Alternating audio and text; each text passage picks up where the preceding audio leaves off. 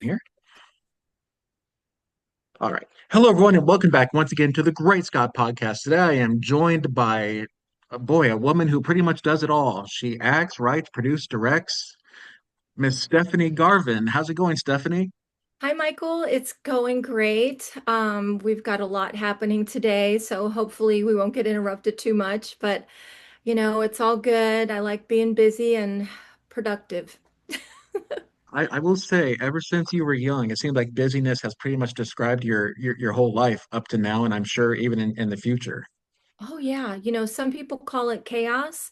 I call it being overly productive. It seemed like you had a fire that started in you when you were young, the entrepreneurial spirit. You got started working even before probably most people do in their whole life. You started when you were like 9 years old. You I were like washing cars, and uh, I know you were doing other stuff, but I know that's one thing that you were doing. But I that's did. pretty much when it all started for you. Yeah. It did, yeah. I babysat, I did cars, I pulled weeds, I dog sat, I walked dogs. I was a very mature 9-year-old, and I really just always loved being busy and working. And if I wasn't doing something like that, I was like reading encyclopedias, which was really nerdy. Yeah. It's like, wow. Yeah. So to Thought it go was along with your, weird. what's that? My mom definitely thought it was very weird. Just- Yeah, I don't know too many 9-year-olds reading an encyclopedia. Yeah, no.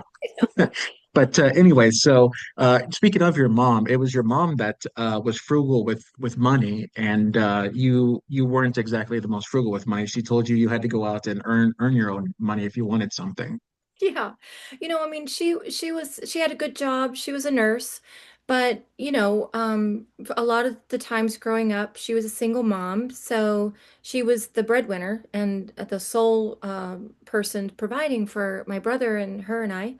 And, I liked nice things from a little age. I don't know why, but I always wanted the best little clothes and shoes. And I when she would say, "Well, I'll get, here's the budget for school shopping," I would always go through it like in a couple hours. And then, you know, good thing I didn't have a credit card back then. But Yeah, But she'd say, "Well, if you want more, just do get some work. Go out and work for it." And I was like, "Okay, I will." And I did. And I didn't mind actually. It was a good thing. And growing up with my kids when they were growing up, I had them do the same thing. And it was actually because it taught me some really valuable lessons, how to value money and how to manage money. And that's something that I think some kids miss out on. They don't teach you those things in grade school. And even in high school, they don't really teach you how to use money properly. well, after get this. So Stephanie, after my last year when I graduated high school, that was the year after well, after I got that they really started to explain money. I'm not sure if you're familiar with Dave Ramsey. They Yes, showed that I love him. what's that? I love him.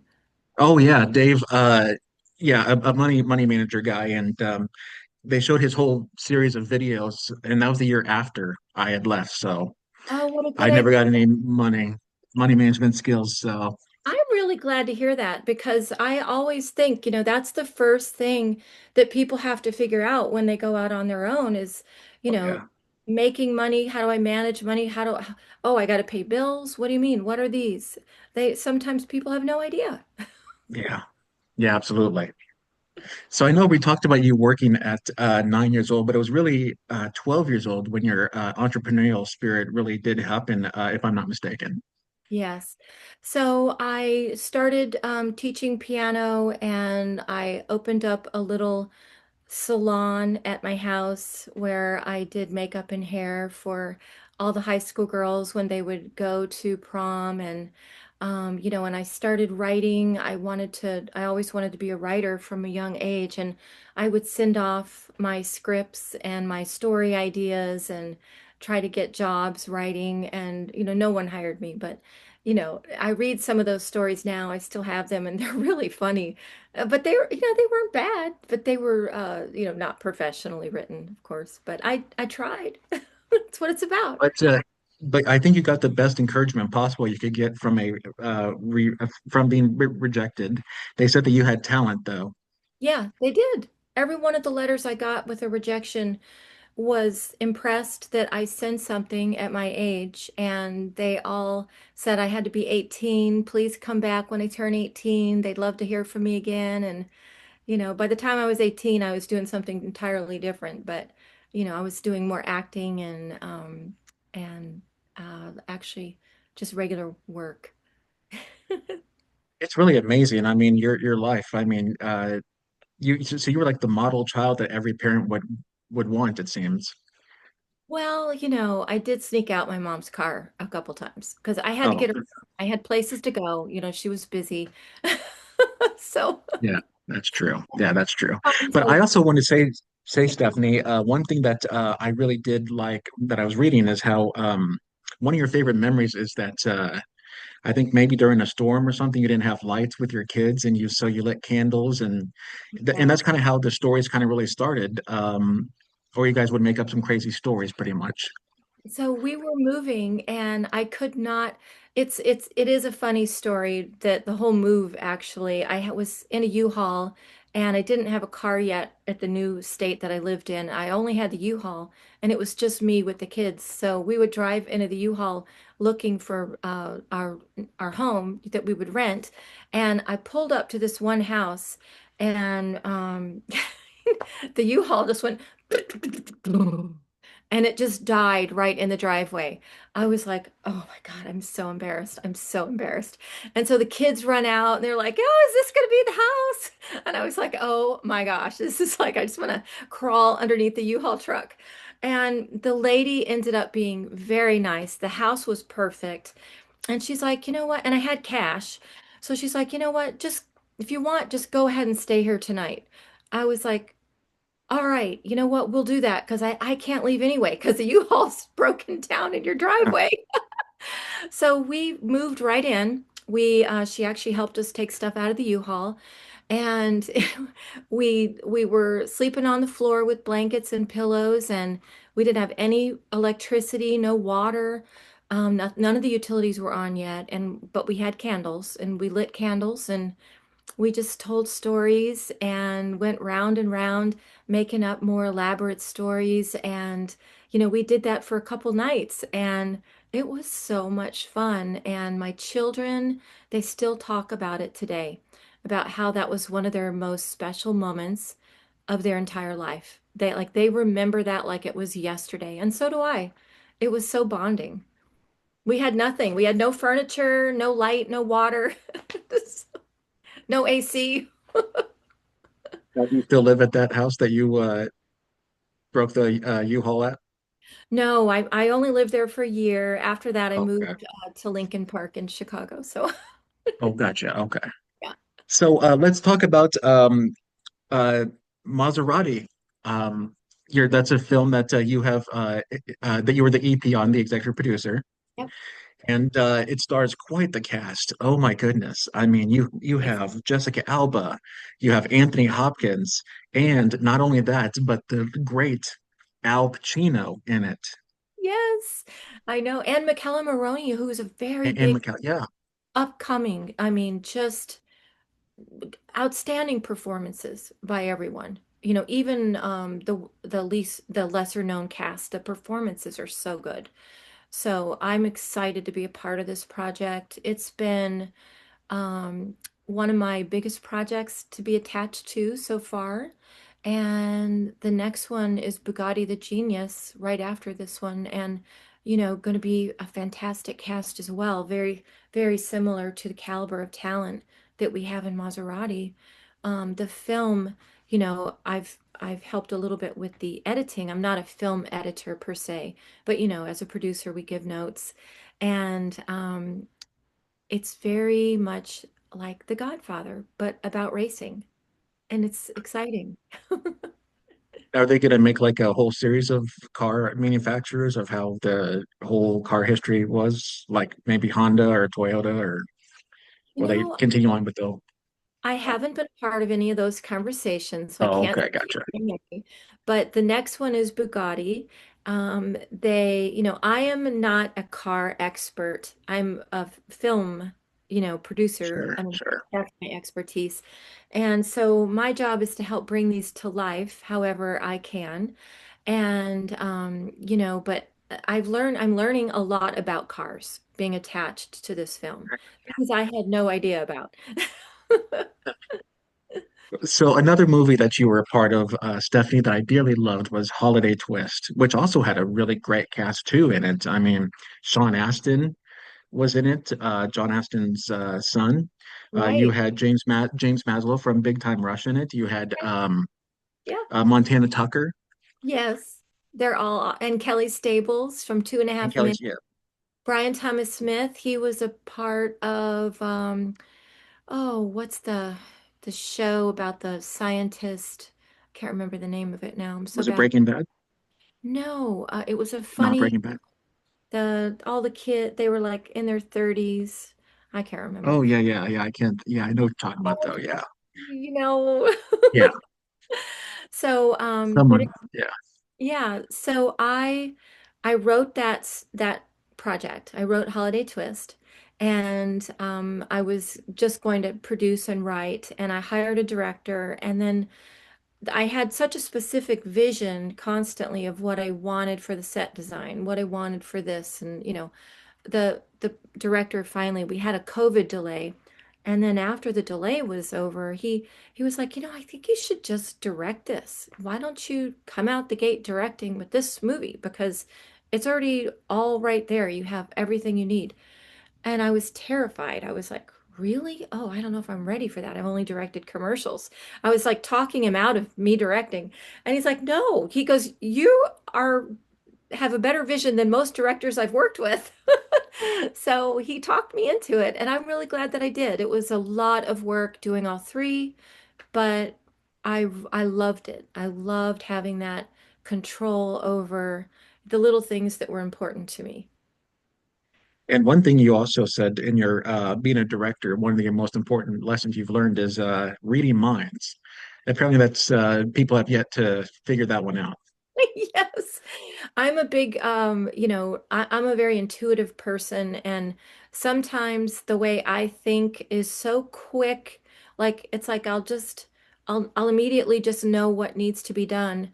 And, having to stop and explain it to someone else who maybe didn't get the download, was challenging for me because, no one knows what I'm getting downloaded inside of my brain.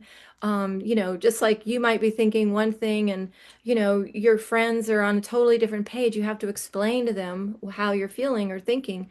And that was something that was a little bit challenging at first, but I grew into it. And now I'm a much better communicator when I'm on set. I learned.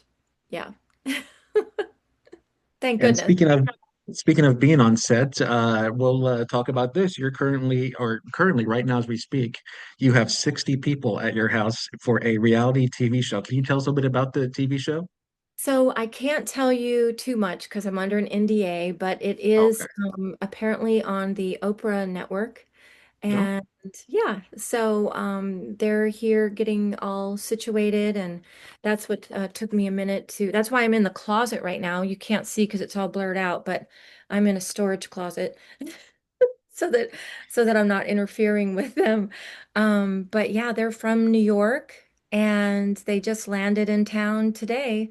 And all the cast, there's 12 people in the cast. They're coming in to the house right now, unloading everything. So, yeah. I also meant to say, to go along with what you were saying before I said about the reality show, is talking about making mistakes on set, how actors always, or everybody on set makes mistakes since there's chaos there. And Right. so you talked about giving grace to people, the actors and everyone else on set as well. Yes. Yes. There's no perfect human. I always remind people of that. If someone's thinking they're too perfect, I remind them there's no perfect human. If someone thinks they're too imperfect, I say there's no perfect human. It's Yeah. my perfect answer. So, I like to work with people that are humble and open to improvement and suggestions. I am always open to improvement. And, I think when you're working with a big group of people, you've got so many different personalities and different perspectives and different objectives, especially on set. Everybody's like, this team they're responsible and accountable for this. This person, this and this in team is responsible and accountable for that.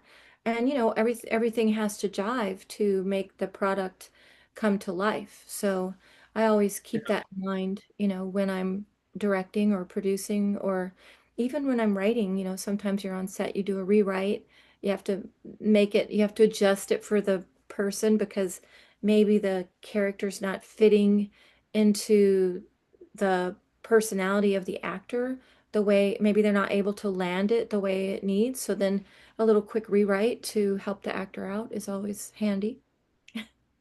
So I have one more question for you, Stephanie. What advice do you give to someone who wants to get into the whole entertainment industry?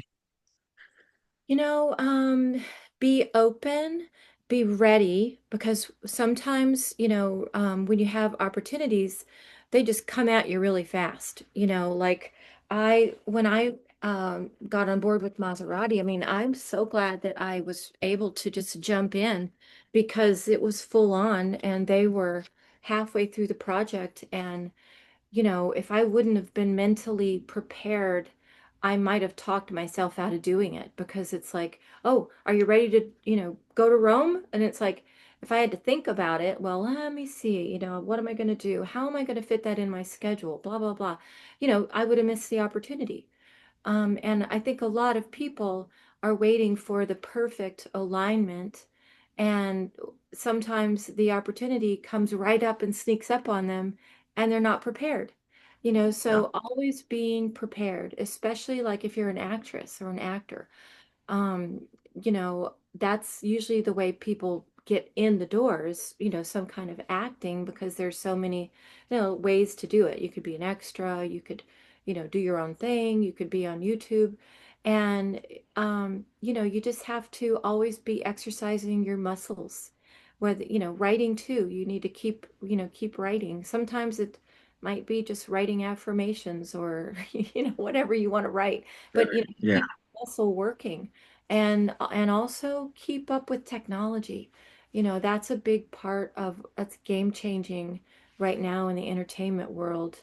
I find myself like, oh wow, okay, now what is that I have to learn now? Being my age, technology doesn't always come as easy as it does when you're younger. So I've got to back up, take some seminars, and I like to stay up to speed so that when someone says, "Hey, just use Canva," I'll know what Canva is. Right. Yeah, That's the big one right now. That and CapCut, it seems, are the two biggest. I Yeah. know. Yes. Yeah. It's part of But being prepared, just keep yourself ready. absolutely, I agree. But Stephanie, thank you so much for your time for coming on the program. Very nice to meet you, and I good luck with the project. thank you so much. This has been wonderful, and I appreciate you inviting me on your show. Absolutely, absolutely. And thank you, Leah. Hope you're doing well in the office there. Awesome. Thank you so much. Happy Okay. almost Bye, Halloween. guys. All Happy right. Halloween, guys. Bye bye. Bye Okay. bye.